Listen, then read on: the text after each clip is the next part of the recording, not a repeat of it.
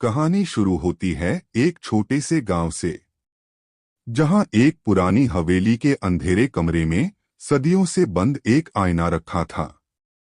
और अब उस आईने का राज खुलने वाला था। और हम इस कहानी को अध्याय 1 से शुरू करेंगे। अध्याय 1, सस्ता फ्लैट और रहस्यमय आईना।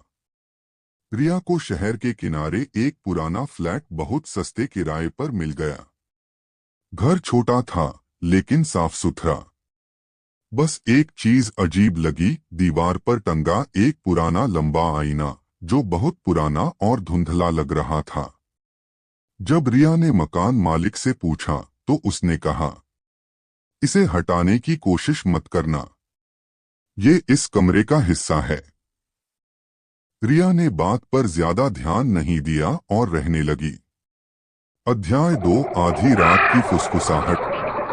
पहली रात सब ठीक रहा, लेकिन दूसरी रात ठीक 2:47 बजे रिया की आंख खुल गई। कमरे में अंधेरा था, फिर भी उसे किसी की धीमी फुसफुसाहट सुनाई दी। रिया, इधर देखो। रिया का दिल जोर जोर से धड़कने लगा। आवाज आईने से आ रही थी, और सबसे डरावनी बात, वो आवाज रिया की अपनी थी। अध्याय 3, परछाई का रहस्य। रिया कांपते हुए आईने की ओर देखने लगी। आईने में उसकी परछाई मुस्कुरा रही थी, जबकि रिया के होंठ हिल भी नहीं रहे थे। फिर आईने वाली रिया ने धीरे धीरे अपना हाथ उठाया और शीशे पर रखा। रिया का हाथ भी अपने आप उठ गया। जैसे ही दोनों के हाथ मिले, आईना पानी की तरह लहराने लगा। उस परछाई ने फुसफुसाकर कहा, मैं इंतजार कर रही थी, तुम्हारी जगह लेने का। अध्याय 4, गायब रिया। अगली सुबह पड़ोसियों ने जोर की आवाज सुनी, आईना टूटने की।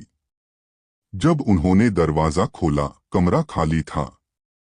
सिर्फ टूटा हुआ आईना जमीन पर पड़ा था, और उसके एक टुकड़े में रिया की मुस्कुराती हुई परछाई अब भी हिल रही थी। अध्याय 5, आईने का रहस्य। रिया के गायब होने के बाद उस फ्लैट को बंद कर दिया गया। लोग कहते थे, वहां कुछ अजीब आवाजें आती हैं। कभी फुसफुसाहट, कभी हंसी, और कभी किसी के रोने की हल्की आवाज। 3 महीने बाद एक नया किराएदार आया, अर्जुन, जो एक कॉलेज स्टूडेंट था। वो भूत प्रेत पर विश्वास नहीं करता था। मकान मालिक ने उसे भी वही बात कही, आईने को मत छूना। अर्जुन ने हंसते हुए कहा, सर, आईना क्या करेगा मुझे। रात का अंधेरा। पहली रात ठीक गुजरी, पर दूसरी रात 2:47 बजे कमरे में ठंडी हवा चली और आईने पर धुंध छा गई। अर्जुन ने जैसे ही देखा, आईने में एक लड़की की परछाई दिखाई दी। लंबे बाल, फीका चेहरा और मुस्कुराते होंठ। तुम्हें डर नहीं लगता। आवाज बहुत धीमी थी, लेकिन साफ। अर्जुन घबरा गया, बोला, तुम कौन हो। आईने में दिखी लड़की बोली, मैं रिया हूं, और अब तुम्हारी बारी है। आईने के भीतर की दुनिया। अर्जुन पीछे हटना चाहता था, लेकिन उसके पैर जैसे जमीन में जड़ गए थे। आईने का शीशा फिर से लहराने लगा, और एक हाथ बाहर निकला जो रिया का हाथ था। वो बोली, यह आईना किसी को नहीं छोड़ता।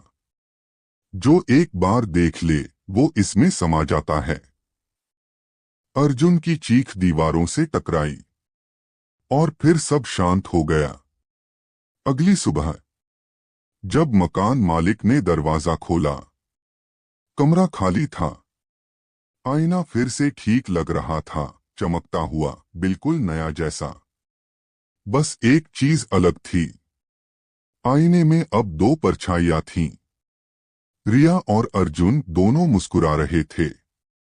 अब पेश है कहानी का आखिरी और सबसे डरावना भाग। अध्याय 6 आईने का श्राप द फाइनल चैप्टर। साल 1923। शहर के बाहर एक पुरानी हवेली थी, ठाकुर हवेली। वहीं से यह आईना आया था।